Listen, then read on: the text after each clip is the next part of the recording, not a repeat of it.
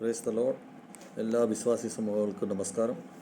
ഇന്ന് നമ്മൾ ഒരു പുതിയ വിഷയത്തിൽ നമ്മൾ ചിന്തനം മനനം ചെയ്യാനായിട്ട് ഉദ്ദേശിക്കുന്നത് ഇബ്രു ഭാഷയിൽ ഒരു റീഹേ എന്ന് പറയുന്ന ഒരു വാക്കിൻ്റെ അർത്ഥം നോക്കുക എന്നാണ്. അതിനർത്ഥം ആ നോക്കുക എന്നുള്ള അർത്ഥത്തിന് നമ്മൾ ഇന്ന് വിശുദ്ധ ബൈബിളിൻ്റെ ആവർത്തന പുസ്തകം 12-ാം അധ്യായം 1 തൊട്ട് ഉള്ള 3 വരെയുള്ള വാക്യങ്ങൾ നമുക്ക് പരിശോധിക്കുമ്പോൾ നമുക്ക് കാണാൻ സാധിക്കുന്നത്, അവിടെ ഇസ്രായേലി ജനങ്ങളെ ഈജിപ്തിൽ നിന്ന് വിടുതൽ ചെയ്തുകൊണ്ട് മൂശ തിരിക്കുമ്പോൾ കനാൻ ദേശത്തിന് അടുത്ത് വരുമ്പോൾ, കനാനിലേക്ക് പ്രവേശിക്കാൻ തുടങ്ങുന്നതിന് മുൻപ് യഹോവ മൂശയിൽ ത്രൂ അദ്ദേഹത്തിനെ ഇസ്രായേലി ജനങ്ങൾക്ക് ചില മാർഗനിർദ്ദേശങ്ങൾ കൊടുക്കുന്നുണ്ട്, ചില ഓർഡർസ് കൊടുക്കുന്നുണ്ട്, ഇൻസ്ട്രക്ഷൻ കൊടുക്കുന്നുണ്ട്. ഈ ഇൻസ്ട്രക്ഷൻ കൊടുക്കുന്നതിൻ്റെ ഉദ്ദേശം എന്ന് പറഞ്ഞു കഴിഞ്ഞാൽ, അതായത് അവിടെ ഈ ഇസ്രായേലി ജനങ്ങൾ അവിടെ ചെന്നു കഴിഞ്ഞാൽ അവർക്ക് ചെയ്യേണ്ട കാര്യങ്ങൾ എന്തൊക്കെയാണെന്നുള്ള മൂശ നേരത്തെ പറഞ്ഞു കൊടുക്കുന്നുണ്ട്. അപ്പോൾ ഇത് എന്താണ് ഇവിടെ സംഭവിച്ച മിശ്രദേശത്തിൽ അതായത് ആദമിൻ്റെ പാപത്തിൽ കൂടി വീഴ്തലുണ്ടായതിന് ശേഷം അദ്ദേഹത്തിൻ്റെ അടുത്ത തലമുറ യഹോവ ജനങ്ങളുമായിട്ട് അകർച്ച ഉണ്ടാവുകയും പാപത്തിൻ്റെ അടിസ്ഥാനത്തിൽ നമുക്ക് യാതൊരു ജനങ്ങളെ പാപത്തിൽ കൂടി അദ്ദേഹം വളരെ പ്രയാസപ്പെട്ടിരിക്കുന്ന സമയത്ത് ഭൂമിയിൽ ഈ നോഹയുടെ കാലഘട്ടത്തിൽ അദ്ദേഹത്തിനെ യഹോവ തിരഞ്ഞെടുക്കുവാണ്. ജനങ്ങളാൽ തിരഞ്ഞെടുത്തിട്ട് അദ്ദേഹത്തിൽ കൂടി ജനങ്ങളെ ബോധ്യവൽക്കരണം ചെയ്തു, ഈ പാപത്തിൽ നിന്ന് വിടുതൽ ഉണ്ടാകണം, അല്ലെങ്കിൽ ഈ ഭൂമി നശിച്ചു പോകേണ്ട ഒരു അവസ്ഥയാണ്. അങ്ങനെ വന്നപ്പോൾ അദ്ദേഹത്തിനോട് പറഞ്ഞു കൊടുത്തിരിക്കുന്ന ആ പ്രകാരം, യഹോവ പറഞ്ഞു കൊടുത്ത പ്രകാരം തന്നെ ഈ ജനങ്ങൾ വിശ്വാസത്തിലേക്ക് വരാതിരുന്നു, പശ്ചാത്തപിക്കാതിരുന്നു, പാപത്തിൽ നിന്ന് വിടുതൽ വരാതെ വന്നപ്പോൾ അവിടെ ജലപ്രളയം ഉണ്ടാകുന്നു. ആ ജലപ്രളയത്തിന് വേണ്ടി ഒരു വലിയ പേടകം ഉണ്ടാക്കി. ആ പേടകത്തിൽ നോഹയുടെ കുടുംബവും അതോടൊപ്പം തന്നെ പക്ഷികളും ജീവജന്തുക്കളും എല്ലാത്തിനെയും അതിൽ കയറ്റിക്കൊണ്ട് നോഹയുടെ ത്രൂവിൽ ഈ സൃഷ്ടിയിലെ എല്ലാ ജന്തുക്കളെയും മനുഷ്യരെ രക്ഷപ്പെടുത്തുന്ന ഒരവസ്ഥയാണ് നമുക്കവിടെ കാണാൻ സാധിക്കുന്നത്. പക്ഷേ അതിൽ കൂടി തന്നെ തിരിച്ചു വന്ന് ജലപ്രളയം കഴിഞ്ഞ് വീണ്ടും ഭൂമിയിലേക്ക് വാസം തുടങ്ങിക്കഴിഞ്ഞപ്പോൾ ഇതിൽ വേണ്ടത്ര വ്യത്യാസങ്ങൾ ജനങ്ങളുണ്ടായില്ല. ജനങ്ങൾ വീണ്ടും പെരുകി, അത് വീണ്ടും പാപത്തിലേക്ക് പോയി. നോഹയുടെ ഒരു മകൻ ഹാം എന്ന് പറയുന്ന അതും അദ്ദേഹത്തിൻ്റെ കൊച്ചുമകനും എല്ലാം കൂടെ കൂടിക്കൊണ്ട് വളരെയധികം പാപത്തിലേക്ക് പോകുന്ന ഒരു അവസ്ഥയാണ് നമുക്ക് ബൈബിളിൽ പരിശോധിക്കുമ്പോൾ നമുക്ക് കാണാൻ സാധിക്കുന്നത്. ഇതേ രീതിയിൽ പാപത്തിലേക്ക് പോയ ഈ ഒരു അവസ്ഥയിൽ നമുക്ക് മനസ്സിലാക്കാൻ സാധിക്കുന്നത്, വീണ്ടും യഹോവയ്ക്ക് യഹോവയുടെ സന്ദേശങ്ങൾ ജനങ്ങളിലേക്ക് എത്തിക്കേർക്കുവാനായിട്ട്, ആ ജനങ്ങളുമായിട്ട് ഒരു ധാരണ ഉണ്ടാകാൻ വേണ്ടി യഹോവയ്ക്ക് അതായത് നോഹയെ കഴിഞ്ഞ് 10ാമത്തെ ജനറേഷനായ അബ്രഹാമിനെ തിരഞ്ഞെടുക്കേണ്ടി ഗതിയെടുക്കുക. ആ 10ാമത്തെ ജനറേഷനിൽ അബ്രഹാമിനെ തിരഞ്ഞെടുക്കുകയും അബ്രഹാമിനെ യഹോവയുടെ മായിട്ടൊരു ധാരണയും അതേമായിട്ടൊരു കോവിഡൻറ്റ് ഉണ്ടാവുകയും, അല്ലെങ്കിൽ ഒരു ഉടമ്പടി ഉണ്ടാവുകയും ചെയ്യുക ചെയ്തത്. ആ ഉടമ്പടിയിൽ അബ്രഹാമുമായിട്ടുണ്ടായിരിക്കുന്ന ഈ ഉടമ്പടിയിൽ അന്ന് ഈ ഇസ്രായേലിൽ നടന്ന പാപത്തിൻ്റെ അടിസ്ഥാനത്തിൽ അവിടെ വെച്ച് യഹോവ പറയുന്ന ഒരു വാക്ക് നമുക്ക് ഇതിൽ പ്രത്യേകമായിട്ട് നമുക്ക് ശ്രദ്ധിക്കാൻ സാധിക്കുന്നത് ഈ പ്രകാരമാണ്. അതായത് നിൻ്റെ ജനങ്ങൾ ഈ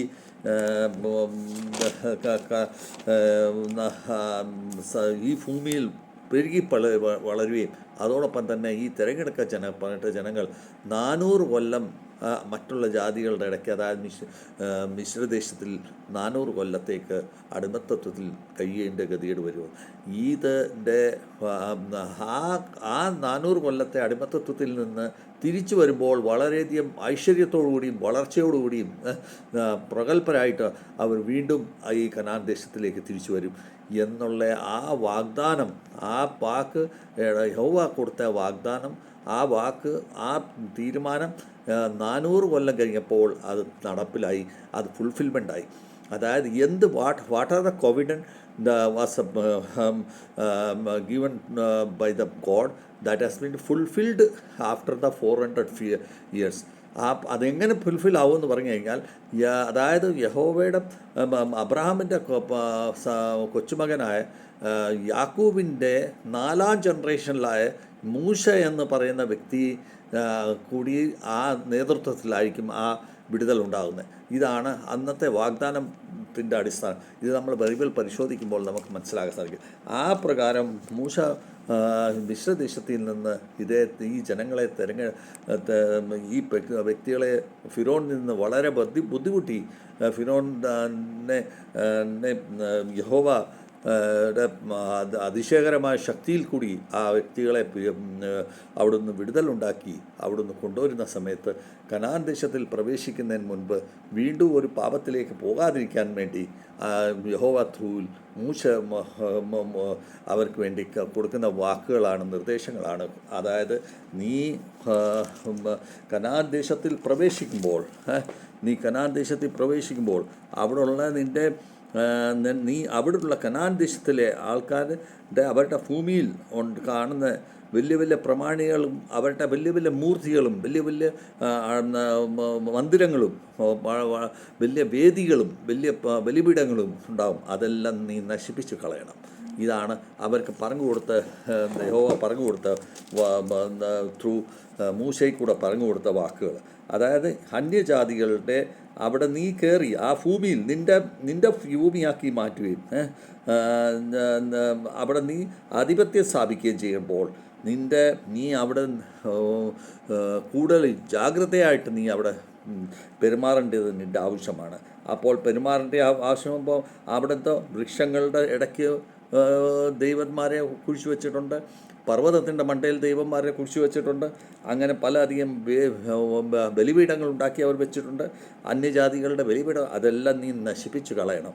എന്തുകൊണ്ടെന്നാൽ അത് പറഞ്ഞതിൻ്റെ ഉദ്ദേശം എന്നുവെച്ചാൽ അശേറിൻ്റെ ബാലദൈവന്മാരുടെയും എല്ലാം പൂജകൾ ചെയ്യുന്ന അവിടെ ഒരു 10 കൂട്ട സമൂഹങ്ങളാണ് അവിടെയുള്ള കനാനികൾ അതിൽ കൂടുതലായിരുന്നു. അപ്പം അങ്ങനെയുള്ള സമൂഹത്തിൽ അവരെ എല്ലാം തുടച്ചു മാറ്റിക്കളയാനായിട്ട് നിർദ്ദേശം ചെയ്തിരിക്കുക. ഈ വേദികൾ എന്ന് പറഞ്ഞു കഴിഞ്ഞാൽ ഇത് പാപത്തിൻ്റെ വേദികളാണ്. ഈ പാപത്തിൻ്റെ വേദികളിൽ കൂടി നമ്മളെ ബോധവൽക്കരണം ചെയ്യുന്ന യഹോവ ഇതാണ്. അതായത് ഒരു കാരണവശാലും നമ്മൾ പാപത്തിൻ്റെ വേദിയിൽ നമ്മൾ പോയി ചെന്ന് അന്യദേവന്മാരുടെ പാപത്തിൻ്റെ വേദിയിൽ ചെന്ന് പിശാചിക വേദിയിൽ ചെന്ന് നമ്മളെ ബലിപീഠത്തിൽ പോയി ചെന്ന് നമ്മൾ ബലി അർപ്പിക്കേണ്ട ഗതികേട് നമുക്കുണ്ടാകല്ല. എന്താണെന്ന് വെച്ചാൽ അതിൽ കൂടി നമുക്ക് പരിശോധിക്കുമ്പോൾ നമുക്ക് മനസ്സിലാക്കാൻ സാധിക്കുന്ന ഈ പ്രകാരമാണ്. അതായത് നമ്മളുടെ ഇസ്രായേൽ ജനങ്ങളിൽ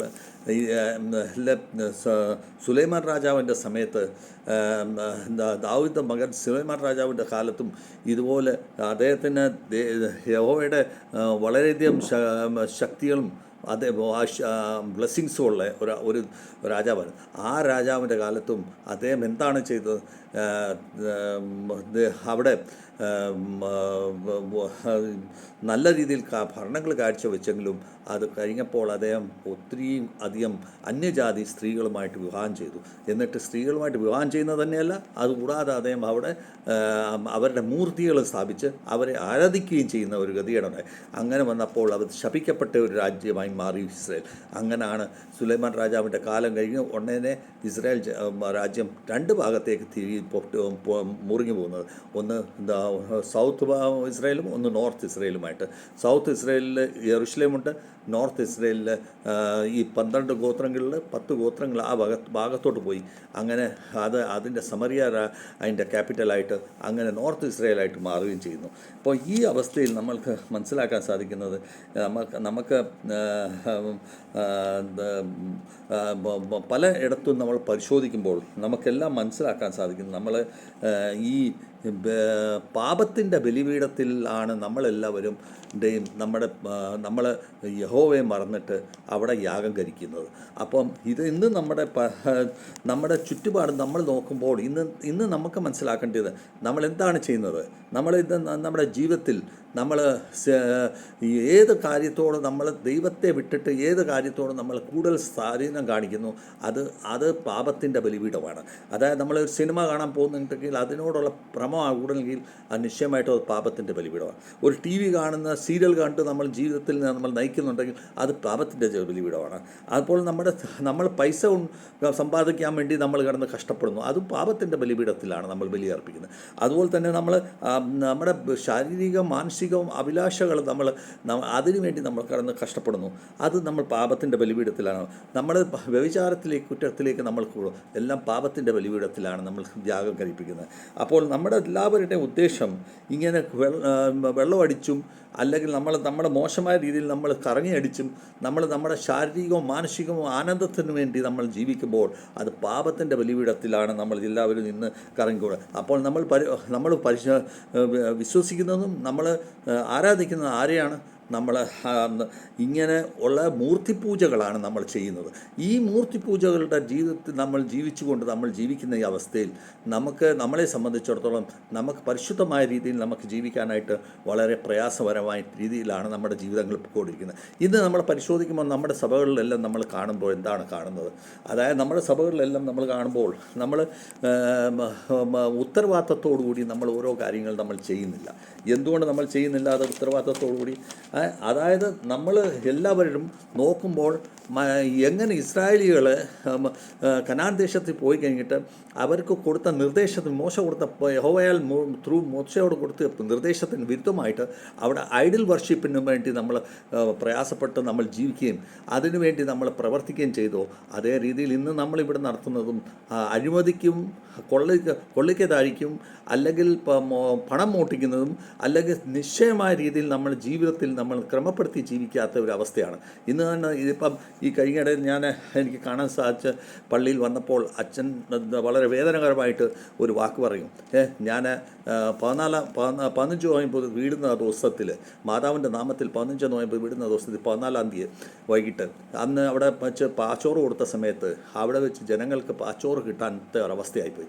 സത്യം പറഞ്ഞാൽ അത് എനിക്ക് കേട്ടപ്പോൾ വലിയ പ്രയാസമുണ്ട്. എന്താ വെച്ചാൽ കാരണം ഇത് നമ്മുടെ സഭകളിൽ ഇത് ആദ്യമായിട്ടുള്ളൊരു സംഭവമല്ല.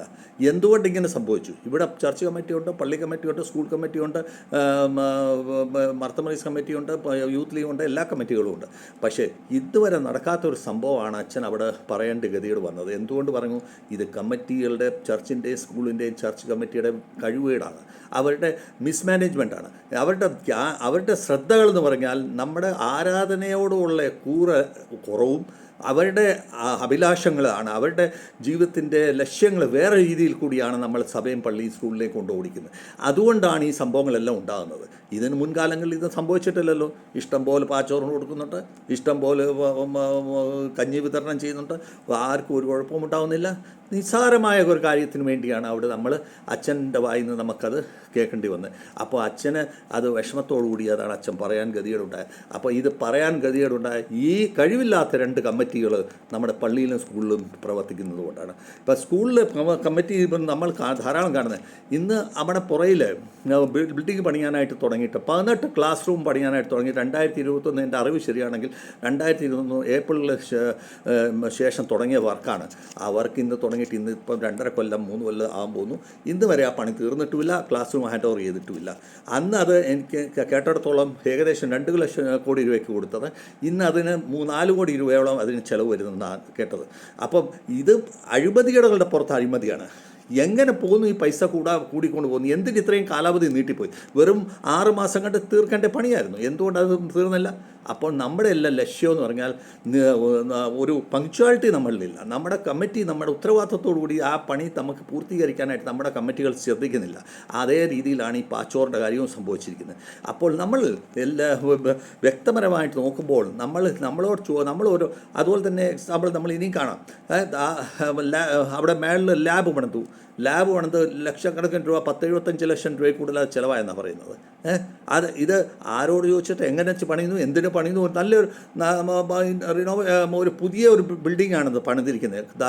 ഒരു ക്യാപിറ്റൽ വർക്കാണ് നടന്നിരിക്കുന്നത്. ക്യാപിറ്റൽ വർക്ക് നടക്കുമ്പോൾ അതിന് നല്ല രീതിയിൽ അത്രയും രൂപ ചിലവാക്കിയപ്പോൾ നല്ല ഒരു BSP അതോറിറ്റിയിലെ ഒരു ഓഫീസറോ അല്ലെങ്കിൽ ഗവൺമെൻറ് അതോറിറ്റീസിലെ ഒരു ഓഫീസറോ, ഇല്ലെങ്കിൽ നമ്മുടെ ഇവിടെ തിരുമേനി ഉണ്ടായിരുന്നല്ലോ, ബഹുമാനപ്പെട്ട തിരുമേനിയെ വിളിച്ചോട് വന്നിട്ട് നമുക്കത് ഇനോഗ്രേഷൻ ചെയ്യാമായിരുന്നു.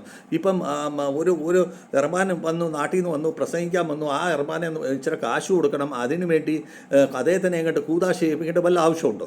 അപ്പോൾ അതിൻ്റെ പ്രാധാന്യമില്ലാത്ത രീതിയിലാണ് ആ വർക്ക് ചെയ്യിപ്പിച്ചതും ആ പ്രാധാന്യമില്ലാത്ത രീതിയിലാണ് അതിൻ്റെ കൂതാശകൾ നടത്തിയത്.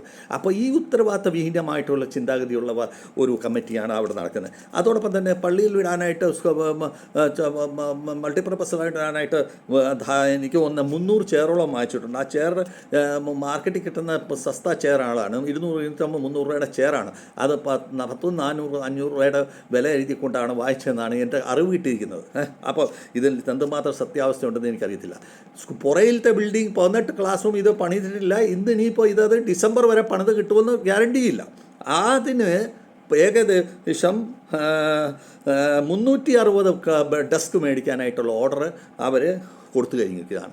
അത് ഒരു ഡെസ്കിന് ഏകദേശം 4000 തൊട്ട് 4200 രൂപ വരെ അതിന് ചിലവ് വരുമെന്നാണ് കേട്ടത്. ഏകദേശം 15 ലക്ഷം രൂപയുടെ ഓർഡർ കൊടുത്തെന്നാണ് കേൾക്കുന്നത്, അതും കമ്മിറ്റിയുടെ തീരുമാനമില്ലാതെ. അപ്പോൾ ഇതാണ് അവിടെ നടക്കുന്ന കാര്യങ്ങൾ.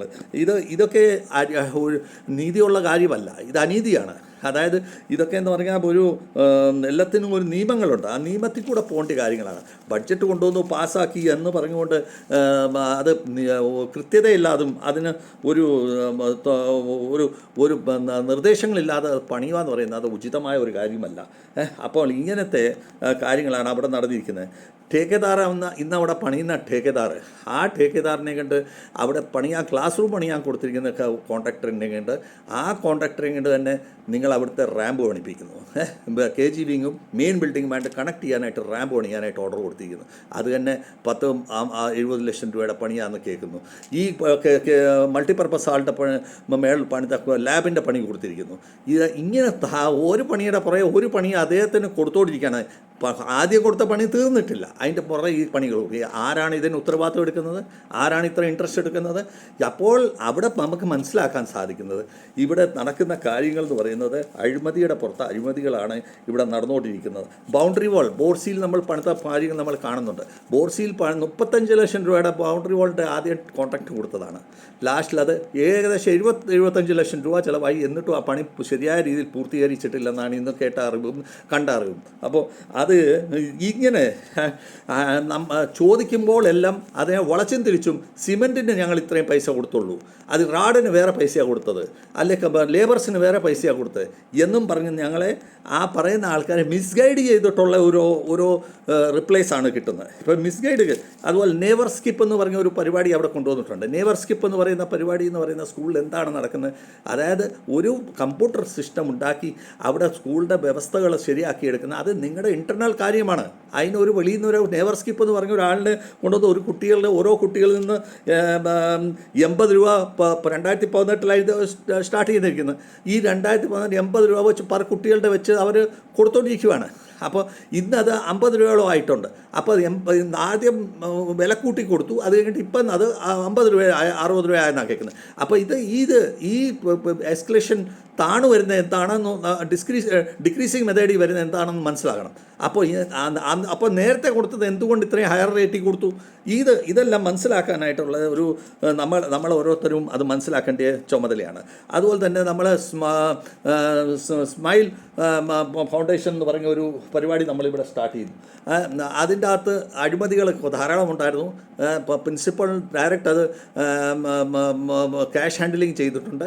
ആ ക്യാഷ് ഹാൻഡിലിംഗ് ചെയ്തതിൻ്റെ അകത്ത് കമ്മിറ്റിയുടെ തീരുമാനമില്ലാതാണ് ചെയ്തിരിക്കുന്നതെന്ന് അറിവ് അതിനെ ഞാൻ എഴുതി കൊടുത്തിട്ടുണ്ട്. പക്ഷേ ഇതുവരെ തീരുമാനം എടുത്തിട്ടില്ല, അതിൻ്റെ അകത്തൊരു കാര്യവും ചെയ്തിട്ടില്ല. അതുപോലെ കുട്ടികൾ അവിടെ പഠിക്കുന്നുണ്ട് ധാരാളം. അവർക്ക് കൊടുക്കേണ്ട ഫെസിലിറ്റീസ് അനുസരിച്ച് അവർക്ക് ഇന്ന് വരെ അവിടെ ടീച്ചേഴ്സ് അപ്പോയിൻമെൻറ്റ്സ് ശരിയായ രീതിയിൽ ചെയ്തിട്ടില്ല. അപ്പോൾ ഇത് നമ്മൾ ചെയ്യുന്നതെന്ന് പറഞ്ഞു കഴിഞ്ഞാൽ നമ്മളെ വളരെ മോശമായ ഒരു രീതിയാണ് നമ്മുടെ കാര്യങ്ങൾ ഇവിടെ ചെയ്തുകൊണ്ടിരിക്കുന്നത്. ഇന്ന് നമ്മൾ ഇത്രയും മിസ്യൂസ് ഓഫ് ഫണ്ട് മിഷൻ ഇപ്പോൾ കേട്ടിടത്തോളം മിഷൻ സെൻറ്ററിലേക്ക് ഏകദേശം 2.5 ലക്ഷം രൂപയുടെ കാർപ്പറ്റ് നിങ്ങൾ അവിടെ ബുക്ക് ഹൗസിലേക്ക് നിങ്ങൾ അവിടെ കൊടുക്കുന്നു എന്നാണ് കേട്ടത്. ഇതൊക്കെ ഇങ്ങനെയുള്ള പൈസകളൊക്കെ ധാരാളം രൂപ നമ്മളിവിടുന്ന് ചിലവാക്കിക്കൊണ്ടിരിക്കുന്ന ഒരു അവസ്ഥയിൽ ഇന്ന് നമ്മൾ ഈ ഒരു പാച്ചോറ് കൊടുക്കുന്ന കാര്യത്തിന് വേണ്ടി കാഷ്ടിച്ചൊരു 50,000 രൂപയുടെ ചിലവാണ്. എന്തുകൊണ്ട് അതിന് നമുക്ക് അത് ശരിയായ വിധത്തിൽ അത് മാനേജ് ചെയ്യാൻ പറ്റിയില്ല എന്ന് പറയുമ്പോൾ ഈ കമ്മിറ്റിയുടെ അത് പരാജയമല്ലേ? അപ്പോൾ ഇത് നമ്മൾ ഓരോരുത്തരും നമ്മൾ ചിന്തിക്കേണ്ടത് കള്ളം പറയുക എന്ന് പറയുന്നത് കഴിഞ്ഞാൽ ദൈവത്തിൻ്റെ മുൻപാകെ പാപം ചെയ്യുക എന്നുള്ളതാണ്. അതുപോലെ ദൈവത്തിന് ഏറ്റവും ഇഷ്ടമില്ലാത്തൊരു കാര്യമാണത്. ബൈബിൾ നമ്മളെ പഠിപ്പിക്കുന്നത് നമ്മൾ നീതിപൂർവ്വം ജീവിക്കുവാണെന്നുള്ളതാണ് നമ്മൾ പഠിപ്പിക്കുന്നത്. നമുക്ക് എക്സോഡസിൻ്റെ അകത്ത് എക്സോഡസിൻ്റെ അകത്ത് 20:15 അകത്ത് നമുക്ക് പ്രത്യേകം പറയുന്നുണ്ട്, നീ മോട്ടിക്കല്ല് എന്നാണ് പറഞ്ഞിരിക്കുന്നത്. അതുപോലെ എഫീസിയോസിൻ്റെ അകത്ത് നമുക്ക് 4:28 പറയുന്നത്, നീ ഉണ്ടല്ലോ ഒരു കാരണവശാലും മോട്ടിക്കാൻ പാടില്ല, അതോടൊപ്പം അന്യ ആൾക്കാർക്ക് നീ അത് പ്രയോജനപരമായ രീതിയിൽ സോഷ്യൽ വർക്ക് ചെയ്യണമെന്നാണ് പറയുന്നത്. അപ്പോൾ നിൻ്റെ അയലോക്കക്കാരനെ നീ നിന്ന് ഒരു കാര്യവും നീ പിടിച്ചു പറിക്കല്ലേ. ഇവിടെ നടക്കുന്ന എന്താണ്, കുഞ്ഞുങ്ങളിൽ നിന്നും പേരൻസിൽ നിന്നും സഭയുടെ ഫണ്ടിൽ നിന്നും ഫണ്ട് മിസ്യൂസ് ചെയ്യുകയും അതിനെ പിടിച്ചു പറിക്കുകയും ചെയ്യുന്ന ഒരു അവസ്ഥയാണ് നമുക്ക് കാണാൻ സാധിക്കുന്നത്. അതുപോലെ നമുക്ക് മലാക്കിയുടെ പുസ്തകത്തിൽ 3 നമ്പർ അധ്യായത്തിൽ ഇതുപോലെ തന്നെയാണ് എഴുതി വച്ചിരിക്കുന്നത്, നമ്മൾ കക്കാൻ പാടില്ല എന്ന് പറയുന്നത്. അപ്പോൾ കക്കാൻ പാടില്ല എന്ന് പറയുന്ന പലയിടത്തും ലേവ്യ പുസ്തകത്തിലും പറയുന്നുണ്ട്. 19 അധ്യായം 11 അധ്യായത്തിൽ മോട്ടിക്കല്ല, നീ കള്ളം പറയല്ല, നീ മറ്റുള്ളവരെ ബിട്രേഡ് ചെയ്യലെന്ന്, അതുപോലെ അവരെ വഞ്ചിക്കല്ല എന്നും മറ്റുമൊക്കെ പല കാര്യങ്ങളും നമ്മൾ പറയുന്നുണ്ട്. അപ്പോൾ നമ്മൾ സാമൂഹികപരമായിട്ട് നോക്കിയാലും നിയമപരമായിട്ട് നോക്കിയാലും ധാർമ്മികപരമായിട്ട് നോക്കിക്കഴിഞ്ഞാലും ഈ കള്ളം പറയുക എന്ന് പറഞ്ഞാൽ അത് ഏറ്റവും കൂടുതൽ വലിയ പാപമാണ്. അതോടൊപ്പം തന്നെ നമ്മൾ നുണ പറയുക, അതൊരിക്കലും സ്ട്രോങ് സ്റ്റേറ്റ്മെൻറ്റ് കൊടുക്കുക എന്ന് പറയുന്നത് അത് നമ്മുടെ ശാരീരികവും മാനസികമായിട്ട് നമ്മൾ യഹോവയിൽ നിന്ന് അകൽച്ച ഉണ്ടാക്കുന്ന ഒരു അവസ്ഥയാണ്. അതിനാണ് നമുക്ക് റെവല്യൂഷൻ ബുക്കിൽ നമുക്ക് 21 അധ്യായം 8 വാക്യത്തിൽ നമുക്ക് പ്രത്യേകം പറയുന്നുണ്ട്, നീ നുണ പറഞ്ഞു കഴിഞ്ഞാൽ നിൻ്റെ നാവ് അഗ്നി കുണ്ടത്തിൽ പോയി നിന്നെ ഇട്ടിരിക്കുമെന്ന് പറയാം. അപ്പോൾ നമ്മൾ നുണ പറഞ്ഞ് കള്ള സ്റ്റേറ്റ്മെൻറ്റും കൊടുത്ത് നമ്മൾ ചോദിക്കുന്നതിന് മറുപടി പ്രോപ്പറായിട്ട് കിട്ടാതെ വരുമ്പോൾ നിശ്ചയമായിട്ടും അത് നമുക്ക് പാപത്തിലേക്ക് നമുക്ക് പോകും എന്ന് മനസ്സിലാക്കുന്നത് എൻ്റെ പ്രിയപ്പെട്ട സഹോദര. അതോടൊപ്പം തന്നെ നമ്മൾ ഒരാളിനെ കളിപ്പിക്കുന്ന രീതിയിലുള്ള പരിപാടികൾ നമ്മൾ ചെയ്യില്ല. നീതി പുസ്തകത്തിൽ നമുക്ക് പ്രത്യേകം പറയുന്നുണ്ട്, പ്രോവർ ബുക്ക് 6 അധ്യായം 16 തൊട്ട് 19 വരെ നമുക്ക് വായിക്കുമ്പോൾ അതിൻ്റെ അകത്ത് നമുക്ക് പറയുന്ന ഇത് പ്രകാരമാണ്, നീ കള്ളം പറയല്ലേ, നിൻ്റെ നാവ് മോശമായ ആലോചനകൾ ചെയ്യാനായിട്ട് നീ അതിനുവേണ്ടി ഉപയോഗിക്കല്ല. നിൻ്റെ നാവ് അതുപോലെ ഒപ്പം തന്നെ മോശമായ യോജനകൾ ചെയ്യാനായിട്ട് നീ അതിൻ്റെ മോശമായ ആലോചനകൾ ചെയ്യാനായിട്ട് നീ ഒരു കാരണവശാലും ഇത് ഉപയോഗിക്കാൻ പാടില്ല, അത് പൂർണ്ണമായ പാപമാണെന്ന് പറയപ്പെടുന്നുണ്ട്. അപ്പോൾ നമ്മളെല്ലാം പരിശുദ്ധന്മാരായിട്ടുള്ള ആൾക്കാരുടെ മക്കളാണ്. നമ്മൾ ഈ ദൈവിക മക്കളാണ്, നമ്മൾ തിരഞ്ഞെടുക്കപ്പെട്ട മക്കളാണ്. എന്താണ് സംഭവിച്ചിരിക്കുന്നത്? ആദമിൻ്റെ കാലത്ത് ഇതുതന്നെ സംഭവിച്ചത്. ആദമിനെ യഹോവ പറഞ്ഞു, ഉൽപ്പത്തി പുസ്തകത്തിൽ പരിശോധിക്കുമ്പോൾ 3 അധ്യായത്തിൽ പറയുന്നുണ്ട്, നമ്മൾ പറഞ്ഞിരിക്കുന്നത് ഒരു കാരണവശാൽ നീ ഈ നടുക്കത്തെ വൃക്ഷത്തിൻ്റെ ഫലം തിരികല്ലേ, നിനക്ക് ബോധത്തിൻ്റെയും ന്യായത്തിൻ്റെയും വൃക്ഷമാണ് അത്, നീ ഒരു കാരണവശാലും അതിൽ നീ ഫലം കഴിക്കല്ല, മറ്റുള്ള വൃക്ഷത്തിലേക്ക് കഴിക്കണമെന്ന് പറഞ്ഞു. എന്താ അപ്പോൾ സാത്താൻ്റെ രൂപത്തിൽ, പാമ്പിൻ്റെ രൂപത്തിൽ സാത്താൻ അവിടെ പ്രത്യക്ഷ ദേഷ്യപ്പെട്ടിട്ട് ഔവായെ പിടിക്കുവാണ്. ഔവായെ പിടിച്ചിട്ട് പറഞ്ഞു, ഇത് കഴിച്ചു കഴിഞ്ഞാൽ നീ ദൈവത്തെ പോലായിത്തീരും, നിനക്ക് ദൈവം അങ്ങനെ നിന്നോട് പറഞ്ഞിട്ടുണ്ടോ ഇങ്ങനെ ഇത് കഴിക്കില്ലെന്ന്, അപ്പം നീ കഴിച്ചു നോക്കെന്ന് പറഞ്ഞു. അങ്ങനെ ഔവ അത് നോക്കിയപ്പോൾ സുന്ദരമായ ഫലം, ഇത്ര നല്ല ആ ഫലം അദ്ദേഹം അപേക്ഷിച്ചു, ആദാമിനോട് കൊടുത്തു. ആദാമും അത് കഴിച്ചു കഴിഞ്ഞപ്പോഴാണ് അവർക്ക് ബോധം വന്നതും അവർക്ക് മനസ്സിലായ, അവരുടെ കണ്ണു തുറക്കപ്പെട്ടതും. അപ്പോഴാണ് അവർക്ക് മനസ്സിലായ അവർ പൂർണ്ണമായ നഗ്നരാണെന്നുള്ള അവർക്ക് മനസ്സിലാകുന്നത്. അപ്പം അവർ ഉടനെ തന്നെ അവർ ഇലകൾ വെട്ടി അവർ തുന്നി അവർ വസ്ത്രം ധരിച്ച് അവർ നഗ്നത മറയ്ക്കാനായിട്ട് ശ്രമിച്ചു എന്ന് പറയുന്ന പോലെയാണ് ഇന്ന് ഇവിടുത്തെ അവസ്ഥ. ഇന്ന് നമ്മൾ ഓരോരുത്തരും ചർച്ച് കമ്മിറ്റി, സ്കൂൾ കമ്മിറ്റിയിലുമുണ്ട്. ആ സ്കൂൾ കമ്മിറ്റിയിൽ നടക്കുന്ന ഈ അഴിമതികൾക്ക് ഇവിടുന്ന് പലരും ഇവിടെ കയറിപ്പോയി നമ്മളവിടെ നമ്മൾ ഓരോരുത്തർക്ക് അങ്ങോട്ട് ഇരിക്കുമ്പോൾ നമ്മൾ എന്താണ് ഇവിടെ വാഗ്ദാനം കൊടുത്തിട്ട് പോയത്? അതായത് ഞങ്ങൾ ക്രിസ്ത്യൻ വാല്യൂ അനുസരിച്ച്, അതോടൊപ്പം തന്നെ ഇവിടുത്തെ ജനങ്ങളുടെ അഭിപ്രായം അനുസരിച്ചും ഇവിടെ ഞങ്ങളെ തിരഞ്ഞെടുത്ത് വിട്ടാൽ ഞങ്ങൾ നിശ്ചയമായിട്ടും അതനുസരിച്ച് ഞങ്ങളവിടെ പ്രവർത്തിക്കുമെന്നാണ് പറഞ്ഞത്. എന്താണ് ക്രിസ്ത്യൻ വാല്യൂ അനുസരിച്ച് നമ്മളവിടെ പ്രവർത്തിക്കുന്നത്? കള്ളങ്ങൾ പറയുക, സത്യാവസ്ഥ ഒളിച്ചു വയ്ക്കുക, അതോടൊപ്പം തന്നെ നമ്മൾ അവിടെ നീതി വിരുദ്ധമായിട്ടുള്ള കാര്യങ്ങൾ ചെയ്യുക. ഇന്ന് നടക്കുന്നത് എന്താണ് അവിടെ നടക്കുന്നത്? ഇന്ന് നടക്കുന്നത് മൊത്തം കോൺട്രാക്ടേഴ്സിൻ്റെ ഭരണമാണ് നടക്കുന്നത്. കോൺട്രാക്ടേഴ്സ് എന്ന് പറയുന്ന സാത്താനുകളുടെ ഭരണമാണ് അവിടെ നടക്കുന്നത്. അപ്പോൾ കോൺട്രാക്ടേഴ്സിൻ്റെ അടിമത്തത്തിൽ ജീവിക്കുന്ന നമ്മൾ ആ സാത്താൻ്റെ പാമ്പിൻ്റെ രൂപത്തിൽ വന്നപ്പോൾ ഇന്ന് സാത്താൻ കോൺട്രാക്ടേഴ്സിൻ്റെ രൂപത്തിൽ അവിടെ വന്നിട്ട് നമ്മളുടെ ആൾക്കാരെ ഓരോരുത്തരെ പിടിക്കുകയാണ്. അവർ പിടിച്ചിട്ട് അവരോട് പറയും, ഈ ഫലം കഴിച്ചു നോക്ക്, ഇത് കഴിച്ചു കഴിയുമ്പോൾ നീ ദൈവത്തെ പോലായി പോകും, നിനക്ക് എല്ലാ രീതിയിലുള്ള ശക്തികൾ നിനക്ക് കിട്ടും. അപ്പോൾ അങ്ങനെ വന്നു കഴിയുമ്പോൾ ഇന്ന് നമ്മളെല്ലാം കോൺട്രാക്ടേഴ്സ് പറയുന്ന ഫലങ്ങളാണ് നമ്മൾ കഴിച്ചുകൊണ്ടിരിക്കുന്നത്. അപ്പോൾ അങ്ങനെ വരുമ്പോൾ നമുക്ക് എന്താണ് ഉണ്ടാകുന്നത്? നീതിയിൽ വ്യവസ്ഥയിൽ നടക്കേണ്ട കാര്യങ്ങൾ നമ്മളത് കളകി കുടിച്ചിട്ട് നമ്മളെല്ലാം ചെയ്യുന്നത് പാപത്തിൻ്റെ വഴിയിലേക്കാണ് നമ്മൾ വീഴ്ന്നു പോകുന്നത്. അപ്പോൾ ഈ ഒരു അവസ്ഥയിലേക്ക് നമ്മൾ പോകാതിരിക്കാനായിട്ട് നമ്മൾ പ്രാർത്ഥിക്കേണ്ടത് ആവശ്യമാണ്. നമ്മൾ ഇങ്ങനെ പോയി കഴിഞ്ഞാൽ തെറ്റായ നമുക്ക് അസത്യം പ്രവർത്തികൾ ഇതെല്ലാം നമുക്ക് ദോഷമാണ്, നമ്മൾക്ക് പാപമാണ്. ഈ പിശാചുകളാണ് ഇത് കള്ളം പറയിപ്പിക്കാൻ നമ്മളെ പഠിപ്പിക്കുന്നത്. അപ്പോൾ ദൈവമക്കളായ നിങ്ങൾ ഈ പള്ളിയുടെ ഓരോ ഭരണസമിതിയിൽ കയറുമ്പോൾ നിങ്ങളുടെ ഡ്യൂട്ടിയാണ് ന്യായവും നീതിയും അനുസരിച്ച് നമ്മൾ ഓരോന്നും പ്രവർത്തിക്കുക എന്നുള്ളത്. അതനുസരിച്ച് നമ്മുടെ ആത്മീയപരമായ കാര്യങ്ങൾക്ക്, ശുശ്രൂഷപരമായ കാര്യങ്ങൾക്ക് വേണ്ടി അതിന് നിങ്ങൾ നേതൃത്വം കൊടുക്കുകയും നിങ്ങൾ അതിനുവേണ്ടി വളർച്ചയ്ക്ക് വേണ്ടി സഹകരണം ചെയ്യുകയും ചെയ്യേണ്ടത്. നിങ്ങൾ ഓരോരുത്തരും അച്ഛന്മാരെയും തിരുമേനിമാരെയും മറ്റുള്ളവരെയും കുറ്റം പറഞ്ഞിട്ട് കാര്യമില്ല. പലരും പറയുന്നുണ്ട് അച്ഛൻ അങ്ങനെയാണെങ്കിൽ, അതിൽ പറഞ്ഞ അർത്ഥമൊന്നുമില്ല. ആ കാര്യത്തിൽ ഒരു അർത്ഥവുമില്ല. എന്താ വെച്ചാൽ അച്ഛൻ വരുവേം പോയി അച്ഛൻ്റെ ശുശ്രൂഷയ്ക്ക് നമുക്ക് അതിന് അവകാശമില്ല പറയാനായിട്ട്. നമുക്ക് അവകാശമുള്ളത് പറഞ്ഞാൽ നിങ്ങളുടെ കമ്മിറ്റിക്കാരോട് പറയാനാണ്. എനിക്ക് അച്ഛൻ്റെ ഡ്യൂട്ടി ചെയ്യുന്ന അച്ഛൻ ചെയ്യുന്ന പ്രവൃത്തിയുടെ അച്ഛനകത്ത് ദൈവം അവരെ നോക്കിക്കോളും. പക്ഷേ നമ്മൾ ചെയ്യുന്ന പ്രവൃത്തിയിൽ നമ്മൾക്ക് നോക്കേണ്ട ഡ്യൂട്ടി കടപ്പെട്ട രീതി, അതായത് ഒരാളെ കുറ്റം പറയുവല്ല, അത് ദൈവീക രീതിയിൽ എന്താണ് തെറ്റ് സംഭവിക്കുന്നതെന്നുള്ള സുവിശേഷം അറിയിക്കുവാണ്. ഈ സുവിശേഷം അറിയിക്കുക എന്ന് പറയുന്നത് യേശുക്രിസ്തു മരിച്ചപ്പോഴേ പറഞ്ഞതാണ് ഈ സുവിശേഷം അറിയിക്കണം ഞാൻ വരുന്നിടം വരെ. അപ്പോൾ ഈ സുവിശേഷമാണ് നിങ്ങളെ ഞാൻ അറിയിപ്പിക്കാനായിട്ട് ആഗ്രഹിക്കുന്നത്. അപ്പോൾ സുവിശേഷം നിങ്ങൾ നമ്മളിന്ന് ആവർത്തന പുസ്തകം 12-ാം അധ്യായത്തിൽ പറഞ്ഞ പ്രകാരം നിങ്ങൾ കയറി ചെല്ലുവീൻ, അവിടെ ചെന്ന് നടക്കുന്ന ഐഡിൽ വർഷിപ്പിനെ നിങ്ങൾ നശിപ്പിക്കുക. ആ നശിപ്പിച്ച് അവിടെ നടക്കുന്ന മൂർത്തിപ്പൂജകളെ നിർത്തലാക്കിയിട്ട് ആ ബലിപീഠത്തിൻ്റെ യാഗത്തിൻ്റെ അവരുടെ എന്തെല്ലാം ഉണ്ടോ അതെല്ലാം നശിപ്പിച്ച് കളഞ്ഞിട്ട് അവിടെ യഹോവ യേശുക്രിസ്തുവിൻ്റെ ഏകമായ ഒരു യേശുക്രിസ്തുവിൻ്റെ നീതിയുടെയും സത്യത്തിൻ്റെയും ന്യായത്തിൻ്റെയുമായിട്ടുള്ള യേശുക്രിസ്തുവിൻ്റെ ആ യാഗപീഠം ഉണ്ടാക്കി അവിടെ നിങ്ങൾ ബലി അർപ്പിക്കുകയാണ് പറഞ്ഞിരിക്കുന്നത്. ഇന്ന് നമ്മൾ എത്ര പേര് അവിടെ നമ്മുടെ സ്കൂൾ കമ്മിറ്റിയിൽ ബലി അർപ്പിക്കുന്നുണ്ട് പ്രോപ്പറായിട്ട്? എത്ര ന്യായമായ ബലിപീഠത്തിലാണ് നമ്മളിന്ന് യാഗം അർപ്പിക്കുന്നത്?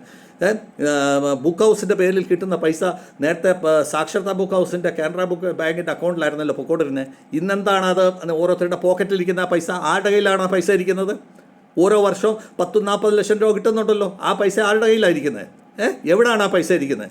അപ്പോൾ ഇതൊക്കെ നമ്മൾ ചെയ്യുന്നത് കയറുമ്പോൾ നമ്മൾ പറയും ഞാൻ ന്യായമായിട്ട് ചെയ്യാം, എല്ലാം ഞാൻ ഇങ്ങനെയാണ്. 3,05,000 രൂപയുടെ നിങ്ങളുടെ ഒരു വർഷം നിങ്ങൾ കമ്മിറ്റിയിൽ ഇരുന്നു കൊണ്ട് നിങ്ങൾ നാസ്ത കഴിച്ചില്ലേ, ഖാന കഴിച്ചില്ലേ?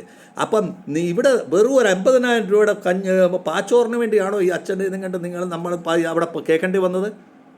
അപ്പോൾ നിങ്ങൾ മനസ്സിലാക്കണം, ഈ പള്ളിക്കാർക്ക് വേണ്ടി ഇത്ര തണതാണ് രീതിയിൽ പള്ളിക്കാർക്ക് വേണ്ടി ആർക്കെങ്കിലും ഒരു ഡബ്ബ എക്സ്ട്രാ കൊണ്ടോട്ടെ. അത് ഇന്ന് നടന്നതല്ലേ, വർഷങ്ങളായിട്ട് നടന്നുകൊണ്ടിരിക്കുന്ന കാര്യമല്ലേ. അവർക്ക് അതിന് ഉചിതമായ രീതിയിലുള്ള പാച്ചോറുണ്ടാക്കി വെക്കണം. ഈ നേരത്തെ ഉള്ള നമ്മുടെ സ്ത്രീകളുടെ നേതൃത്വത്തിലാണ് നടക്കുന്നത്. അത് ആണുങ്ങൾ അത് ഹെൽപ്പ് ചെയ്ത് കൊടുക്കുന്നത് മാത്രമേ ഉള്ളൂ. അത് അപ്പോൾ കമ്മിറ്റിക്കാർ അത് ഹെൽപ്പ് ചെയ്തിട്ട് അത് ഈ പാച്ചോർ പ്രോപ്പർ രീതിയിൽ ഉണ്ടാക്കി കൊടുത്തു കഴിയുമ്പോൾ അച്ഛൻ ഈ കംപ്ലൈൻറ്റ് വരത്തില്ല. അച്ഛൻ ഇന്ന് കംപ്ലൈൻറ്റ് വന്നതെന്ന് വെച്ചാൽ അവിടെ പാച്ചോറ് പ്രോപ്പറായിട്ട് കൊടുത്തില്ല. എത്ര രൂപയുടെ പാച്ചോറ? വെറും 50,000 രൂപ. ഇത് നിങ്ങൾ 3 ലക്ഷം രൂപ നിങ്ങൾ നാസ്ത കഴിച്ച ഇന്ത്യൻ കോഫി ഹൗസിൻ്റെ കഴിച്ച് നിങ്ങൾ നശിപ്പിച്ച് കളഞ്ഞു. അവിടെ ആർക്കും ഒന്നും പറയാനില്ല. നിങ്ങൾ കോടിക്കണക്കിന് രൂപയുടെ ബിൽഡിംഗ് ഇവിടെ ഇന്ന് വരെ പൂർത്തീകരിക്കുന്നില്ല. അപ്പം പിശാചിൻ്റെ ബലിപീഠത്തിൽ നിങ്ങൾ ഇരുന്നു കൊണ്ട് ആദാമിനും ഹവ്വായും എങ്ങനെ പാപം ചെയ്തു അതുപോലെ നിങ്ങൾ പാപം ചെയ്തുകൊണ്ടിരുന്നിട്ട് ആദം പറയുന്നു, നീ എനിക്ക് ഒരു സ്ത്രീയെ തന്നില്ലയോ, ആ സ്ത്രീ എന്നെ ആണ് ഇത് തീറ്റിപ്പിച്ചത്. അപ്പോൾ ആരെയാണ് കുറ്റം പറയുന്നത്? ആദം സ്ത്രീയെ കുറ്റം പറയുന്നു. സ്ത്രീ ആരെയാണ് കുറ്റം പറയുന്നത്? ആ പിശാച് വന്ന് ആ പാമ്പ് വന്നില്ലേ, പാമ്പ് വന്ന് എന്നെ തെറ്റിദ്ധരിപ്പിച്ചാണ് ഞാൻ അങ്ങനെ. ഓരോരുത്തരെ കുറ്റം പറഞ്ഞിട്ട് നടന്നിട്ട് കാര്യമില്ല. അന്ന് ആദമും ഹവ്വായും അതിന് സത്യാവസ്ഥയുമായിട്ട് ക്ഷമ ചോദിച്ച് പശ്ചാത്തപിച്ചിരുന്നെങ്കിൽ ഇന്ന് നമുക്കെല്ലാം ഈ പ്രയാസപ്പെട്ട ഈ പാപത്തിൻ്റെ അടിമയായിട്ട് ജീവിക്കേണ്ട കാര്യം വരത്തില്ലായിരുന്നു. അപ്പം അന്ന് ആദമും ഹവ്വായും ചെയ്ത തെറ്റ് തന്നെയാണ് ഇന്ന് നിങ്ങളും നമ്മളും ചെയ്തുകൊണ്ടിരിക്കുന്നത്. നമുക്കത് ആ തെറ്റുകൾ ആവർത്തിക്കാതെ ചെയ്തു പോയ തെറ്റുകൾക്ക് വേണ്ടി പശ്ചാത്തപിക്കുകയും അനുപതപിക്കുകയും നമ്മൾ ക്ഷമ ചോദിച്ച് ഇനിയേലും അത് തിരുത്തി ന്യായമായ രീതിയിൽ സഭയുടെയും പള്ളിയുടെയും ജനങ്ങൾക്കും ഇൻട്രസ്റ്റ് ഉള്ള സുവിശേഷങ്ങൾ അറിയിക്കുവാനായിട്ട് അതിനെ വളർത്തിയെടുക്കുവാനായിട്ടുള്ള രീതിയിലുള്ള വ്യവസ്ഥകൾ നമ്മൾ ചെയ്യണം. രണ്ടാം വരവിൽ നമുക്കെല്ലാവർക്കും ന്യായം കിട്ടുന്ന സമയമാകണമെന്ന് നമുക്ക് മനസ്സിലാക്കിക്കൊണ്ട് നമ്മൾ ഈ ബലിപീഠത്തിൽ നമ്മൾ വ്യവസ്ഥ വിവരണം ആവർത്തന പുസ്തകത്തിൽ പറഞ്ഞ പ്രകാരം തന്നെ നമുക്കെല്ലാവരുടെയും നമുക്ക് യേശുവിൻ്റെ ബലിപീഠത്തിൻ്റെ മുൻപിൽ നമുക്ക് ചെല്ലേണ്ടിവരാണ്. ആ ബലിപീഠത്തിൽ നമ്മൾ ഐഡിൽ വർഷിപ്പിന് അടിമത്തമായി തീരാതെ കള്ളിൻ്റെയും വെള്ളത്തിൻ്റെയും അല്ലെങ്കിൽ പണത്തിൻ്റെയും അടിമത്തത്തിൽ ജീവിക്കാതെ നമ്മൾ YMCA ഹാളിലും സെക്ടർ 5 കേരളീയ സമാജത്തിൻ്റെ ഓഫീസിലും പോയി കുത്തി നമ്മുടെ കമ്മിറ്റിക്കാർ പോയി ഇരിക്കാതെ നമ്മളെ സംബന്ധിച്ചിടത്തോളം നമ്മൾ ചെയ്യേണ്ട ഐഡിൽ വർഷിപ്പ് നിർത്തലാക്കിയിട്ട് ഈ പാവത്തിൻ്റെ അതായത് സാത്താൻ്റെ രൂപത്തിൽ വരുന്ന പാമ്പുകളായിട്ടുള്ള ഈ ഠേക്കേദാരന്മാരുടെ നിന്ന് ദൂരെ മാറി നിന്നുകൊണ്ട് നിങ്ങളുടെ ഡ്യൂട്ടിയാണ് ഈ സഭയ്ക്ക് വേണ്ടി നിങ്ങൾ പ്രവർത്തിക്കുക. ആ ഓരോരുത്തർ കുറ്റം ചെയ്യുന്ന മാതിരി അവസാനം ആദാമും പാപം ചെയ്തേച്ച് നഗ്നരാണെന്ന് ബോധ്യപ്പെട്ടപ്പോൾ അവരെ തുണിയെ മറയ്ക്കാനായിട്ട് അവർ ഓടിപ്പോയതുപോലെ ഇന്ന് നിങ്ങൾ നഗ്നരായിട്ട് ഓടി നടക്കേണ്ട അവസ്ഥ ഇവിടെ എല്ലാം വെളിയിലുള്ളവർക്കെല്ലാം അറിയാം, എല്ലാ സംഭവങ്ങളും അറിയാം. ഞാൻ പറയുന്ന കാര്യത്തിൽ ഏതെങ്കിലും വള്ളിക്കും പുള്ളിക്കും വ്യത്യാസം ഉണ്ടെങ്കിൽ ഞാൻ പറയുന്നതിന് ഉത്തരം നിങ്ങൾ തരണം. 18 ക്ലാസ് റൂം പണിയാൻ കൊടുത്തിട്ട് ഇന്ന് എത്ര വർഷമായി, എത്ര കോടി രൂപയായി ഇപ്പോൾ ചിലവായി, അതിൻ്റെ എസ്കലേഷൻ എത്ര രൂപ നിങ്ങൾ കൊടുത്തിട്ടുണ്ട്? നിങ്ങൾ മൾട്ടിപർപ്പസ് ഹാളിൽ പണിത്തിരിക്കുന്നതിൻ്റെ പണം എത്ര രൂപ കൊടുത്തിരിക്കുന്നു ഇതിൽ? നിങ്ങൾ എവിടെയൊക്കെ എത്ര കമ്മിറ്റി കൂടിയിട്ടുണ്ട്? നിങ്ങൾ ലാബിൻ്റെ പണി കൊടുത്ത് എത്ര രൂപ കൊടുത്തു? ഇന്ന് മൾട്ടിപർപ്പസ് ഹാൾ പണിതിൻ്റെ എത്ര രൂപ നിങ്ങൾ കൊടുത്തു? നിങ്ങൾ ഓരോരുത്തൻ്റെയും ഞാൻ മുൻപിൽ പറഞ്ഞ കാര്യങ്ങളെല്ലാം നിങ്ങൾക്ക് വ്യക്തമായിട്ട് നിങ്ങൾക്ക് എണ്ണമായിട്ട് നിങ്ങൾക്ക് പറയേണ്ടത് നിങ്ങളുടെ ചുമതലയാണ്. അപ്പോൾ ഈ ജനങ്ങളാൽ തിരഞ്ഞെടുക്കപ്പെട്ടപ്പോൾ നിങ്ങൾ നല്ല ന്യായമായിട്ട് എല്ലാം പറഞ്ഞു. ഇന്ന് സ്കൂൾ കമ്മിറ്റി ഓടിക്കുന്ന വെറും 3-4 പേരാണ്. ആ 3-4 പേര് ഇരുന്നു കൊണ്ട് ആലോചന ചെയ്തിട്ട് സൂത്രപ്പണി ചെയ്തിട്ട് നിങ്ങൾ ഓടിച്ചോടിയിരിക്കുന്നത്. ബാക്കിയുള്ള കമ്മിറ്റിക്കാർക്ക് ഒരു വിവരവും അറിയത്തില്ല. അവർ അന്ന് കഴിയുമ്പോഴത്തേക്ക് നിങ്ങൾ ഫയൽ പൊക്കിയെടുത്ത് പാത്ത് വെച്ചിട്ട് നിങ്ങളുടെ പാട്ടിനും എന്നുവെച്ചാൽ മറ്റുള്ള കമ്മിറ്റിക്കാർ അറിയില്ല. എന്തിനാ സഹോദര ഇങ്ങനെ ചെയ്യുന്നത്? ഇത് പാപത്തിൻ്റെ പണിയാണ്. ഇത് സാത്താൻ നിങ്ങളുടെ ഇടയ്ക്ക് കയറിയിരിക്കുവാണ്. സാത്താൻ്റെ പണമാണ് നിങ്ങളുടെ പാപം നിങ്ങളുടെ തലയിൽ കയറിയിരിക്കുന്നത്. ആ ബലിപീഠത്തിൽ ഇരുന്നാൽ നിങ്ങൾക്ക് ഒരിക്കലും ഗുണം പിടിക്കത്തില്ല. പിള്ളേരുടെ വളർച്ചയും സ്റ്റാഫിൻ്റെ വളർച്ചയും അതോടൊപ്പം തന്നെ സഭയ്ക്ക് ഈ ബിലായിൽ ഇത് മൊത്തത്തിൽ ഒരു പേരും പെരുമയും ഉണ്ടാക്കുന്ന ഒരു അവസ്ഥയിലേക്ക് നിങ്ങൾ നീങ്ങേണ്ടതായിട്ടുണ്ട്. ഇന്ന് നമ്മൾ ചിന്തിക്കേണ്ട വിഷയമാണ്. Are you able to see the idol in the altar? അത് നമ്മൾ ചിന്തിക്കേണ്ടത്. ഇന്ന് നമ്മൾ ഈ യോഗ്യരാണോ ഈ നമ്മൾ ഈ ബലിപീഠത്തിൽ നമ്മൾ നിൽക്കാനായിട്ട്? ഇന്ന് നമ്മൾ ഈ പരിശുദ്ധ ബലിപീഠത്തിൽ നമുക്ക് ദൈവത്തിൻ്റെ യഹോവയുടെ ബലിപീഠത്തിൽ നിൽക്കാൻ യോഗ്യതയുള്ളതുണ്ടോ? നമുക്ക് അതിനുള്ള യോഗ്യതയുണ്ടോ? ഇല്ല. നമ്മൾ ഇന്ന് ഐഡൽ വർഷിപ്പിൻ്റെ ബലിപീഠത്തിലല്ലയോ നമ്മൾ നിൽക്കുന്നത്? മൂർത്തിപൂജകൾ ചെയ്തുകൊണ്ടിരിക്കുമല്ലയോ നമ്മളിത്? അത് മൂർത്തിപൂജകൾ കള്ളം പറയുന്ന മൂർത്തിപൂജകളായിരിക്കാം, അല്ലെങ്കിൽ മാനസിക അഭിലാഷത്തിൻ്റെ ആയിരിക്കാം, പല രീതിയിൽ കൂടെയുള്ള അഭിലാഷങ്ങളുടെ. ഇന്ന് നമ്മൾ ഈ പറയുന്ന നമ്മളെ യഹോവ പറഞ്ഞു ധരിപ്പിച്ചിരിക്കുന്ന പ്രകാരം ഇന്ന് നമ്മൾ കംപ്ലീറ്റ് മോശമായ രീതിയിൽ ഇന്ന് നമ്മുടെ മനസ്സിലുള്ളതും ഹൃദയത്തിലുള്ളതും നമ്മുടെ പ്രവൃത്തിയിലുള്ള ഈ ഐഡിയൽ ആൾട്ടറിനെ നശിപ്പിക്കാൻ വേണ്ടി യഹോവ നമ്മളെ ബോധ്യവൽക്കരണം ചെയ്തിരിക്കുക. 12:3 നമുക്ക് പ്രത്യേകം പറയുന്നുണ്ട്. വ്യവസ്ഥ ഡ്യൂട്ടോട്ടോർമി 12:2 ആവർത്തന പുസ്തകത്തിൽ 2:3 ഇത് പ്രത്യേകം പറയുന്നുണ്ട്. അപ്പോൾ അത് പ്രകാരം നമ്മൾ ഇന്നത്തെ ദോഷി തന്നെ അത് നശിപ്പിക്കാനായിട്ട് നമ്മൾ ബാധ്യസ്ഥരാണ്. അതുകൊണ്ട് നമ്മൾ അതിനെല്ലാം തയ്യാറായി മുൻപോട്ട് ഇറങ്ങണം എന്നുള്ള എൻ്റെ വിനീത അഭ്യർത്ഥനയാണ് ഇത്. അതുകൊണ്ട് സഹോദരന്മാരെ, ഇന്ന് ഞാൻ ജനറൽ ബോഡി പറഞ്ഞതുകൊണ്ട് 3,05,000 രൂപ നിങ്ങൾ കാപ്പി കുടിച്ച് 36 കമ്മിറ്റികൾ കൂടി, ഞാൻ അന്ന് കമ്മിറ്റി വെച്ച് അവിടെ ജനറൽ ബോഡി വെച്ച് പറഞ്ഞാണ് ആ കമ്മിറ്റി ഏത് കമ്മിറ്റിയാണ് കൂടി അതിൻ്റെ ഒന്ന് ഡീറ്റെയിൽ കാണിക്കാൻ പറഞ്ഞു. പക്ഷേ നിങ്ങൾ കാണിച്ചില്ല. എന്താ വെച്ചാൽ നിങ്ങൾ കമ്മിറ്റി കൂടിയിട്ടില്ല, എനിക്കറിയാം. ഇന്ന് നിങ്ങളുടെ കമ്മിറ്റി മാസത്തിൽ ഒരെണ്ണമേ കൂടുന്നുള്ളൂ. അത് തന്നെ വളരെ ബുദ്ധിമുട്ടിയാണ് കൂടുന്നത്. അപ്പോൾ നിങ്ങൾ കമ്മിറ്റികൾ കൂടി എന്ന് പറയുന്നത് നിങ്ങൾ ആഹാരം കഴിച്ചിട്ട് നിങ്ങൾ മോശമായ സ്റ്റേറ്റ്മെൻറ്റ് തന്നിട്ട് അല്ലെങ്കിൽ കള്ള സ്റ്റേറ്റ്മെൻറ്റ് തന്നിട്ട് മനുഷ്യനെ കളിപ്പിച്ച് പോയി കഴിഞ്ഞാൽ അത് നിങ്ങൾ മൂർത്തിപൂജയ്ക്ക് തുല്യമായി തീരുന്നു എന്ന് എനിക്ക് പറയാനുള്ളൂ. ഇങ്ങനെയുള്ള ആൾട്ടറിൻ്റെ മണ്ടേ കയറിയിരുന്ന് നമ്മൾ പരിശുദ്ധ ദേവാലയത്തിൻ്റെയും പരിശുദ്ധ സ്കൂളിൻ്റെയും എന്ന് നമ്മൾ കാര്യങ്ങൾ ചെയ്യല്ലേ. അത് ഇത് നമുക്ക് ദോഷമായി തീരും, നമ്മുടെ കുടുംബത്തിന് നാശകരമായിരിക്കും. അതുകൊണ്ട് അത് നമ്മുടെ അച്ഛൻ പറഞ്ഞ പോലെ നിങ്ങൾ വെറും 10,000-50,000 രൂപയ്ക്ക് വേണ്ടി നിങ്ങൾ ജനങ്ങളെ മോശമാക്കാതെ, നിങ്ങൾ പള്ളിയുടെയും സ്കൂളിൻ്റെയും രണ്ടുപേരുടെയും പള്ളി കമ്മിറ്റിയുടെ ഉത്തരവാദിത്തമാണ്, സ്കൂൾ കമ്മിറ്റിയുടെ ഉത്തരവാദിത്തമാണ്. അത് നമുക്ക് ഭംഗിയായ രീതിയിൽ ആരാധനകൾ ഭംഗിയാക്കി എടുക്കുവാനായിട്ട് നിങ്ങൾ ശ്രമിക്കണം. അതിനുവേണ്ടി നിങ്ങൾ ഈ പിശാചികളായിട്ടുള്ള വ്യക്തികളുടെ കൂടെ നടന്നിട്ട് നിങ്ങൾ നിങ്ങളുടെ ആത്മാവിനെ നശിപ്പിക്കാതിരിക്കുക. നിങ്ങൾ അവിടെ ചെന്ന് കഴിയുമ്പോൾ യഹോവ വിലക്കം ചെയ്തിരിക്കുന്ന കാര്യങ്ങൾ അല്ലെങ്കിൽ നമ്മുടെ നീതിപീഠം വിലക്കം ചെയ്തിരിക്കുന്ന കാര്യങ്ങൾ നിങ്ങൾ ചെയ്യാതിരിക്കുക.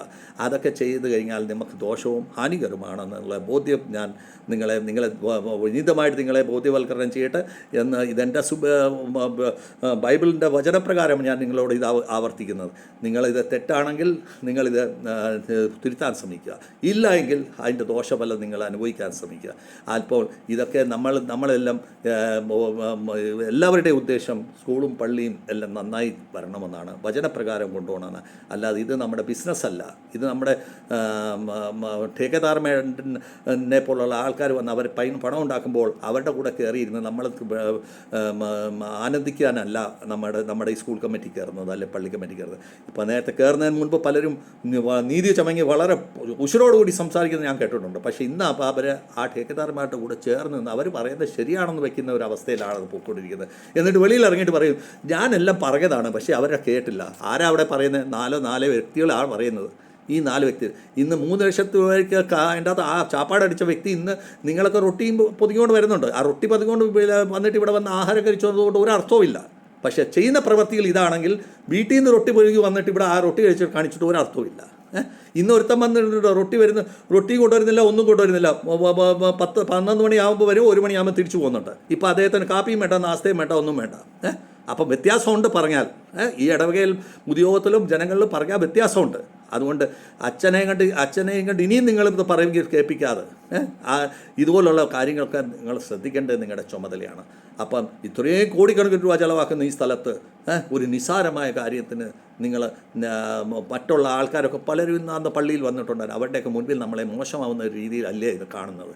അതുകൊണ്ട് നമ്മുടെ അഭിമാനം, നമ്മുടെ അന്തസ്സ്, നമ്മുടെ പവിത്രത ഇതെല്ലാം നമ്മൾ സൂക്ഷിക്കുക എന്നുള്ളത് നമ്മൾ ഓരോ കമ്മിറ്റിയുടെ ചുമതലയാണ്. ആ ചുമതലയെല്ലാം നന്നായി നിർവഹിക്കുമെന്ന് ഞാൻ വിശ്വസിച്ചുകൊണ്ട് എൻ്റെ വാക്കുകൾ ഞാൻ ചുരുക്കുന്നു. ദൈവം നിങ്ങളെ എല്ലാവരെയും അനുഗ്രഹിക്കട്ടെ എന്ന് പ്രാർത്ഥിച്ചുകൊണ്ട് പ്രാർത്ഥനയിൽ ഞാൻ ഓർക്കുകയും ചെയ്യുന്നു. നമസ്കാരം.